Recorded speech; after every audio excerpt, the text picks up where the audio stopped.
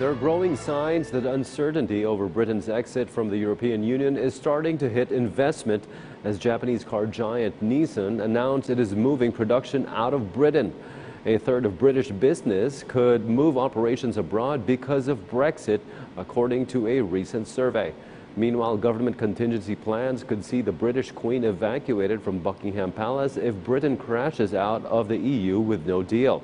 Henry Ridgwell reports from London.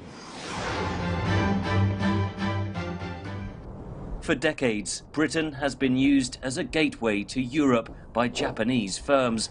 Nissan's decision to move production of its X-Trail SUV back to Japan has been met with dismay. It concerns me that they have noted the uncertainty around Brexit, and I think that is a serious signal to all of us in Parliament that now is the time to resolve that uncertainty. As Britain's ties stumble, Japan and the European Union are celebrating a trade deal that will cover a third of global GDP.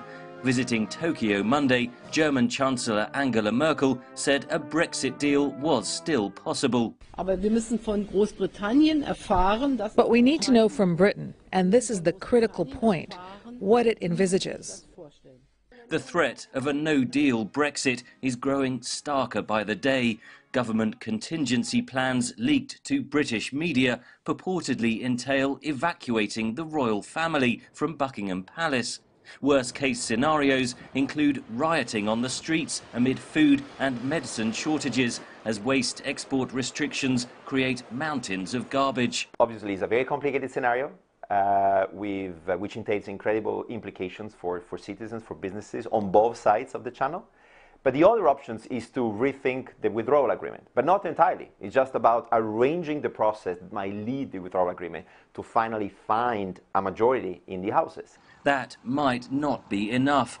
Britain is demanding changes to the so-called Irish backstop, which seeks to keep Britain tied to EU rules until a trade deal is in place, aimed at preventing a hard border between the Irish Republic and Northern Ireland, which will become the EU's external border. They won't give us a time-limited backstop because, as the Irish keep saying, if it's time-limited, it's not a backstop. Reopening the withdrawal agreement could see other EU member states request their own changes, notably Spain's demands for talks on the sovereignty of Gibraltar. Some member states could have some possible claims, certainly Spain might be one of them, but also the political context in Europe is also moving and very fast ahead of the next European elections.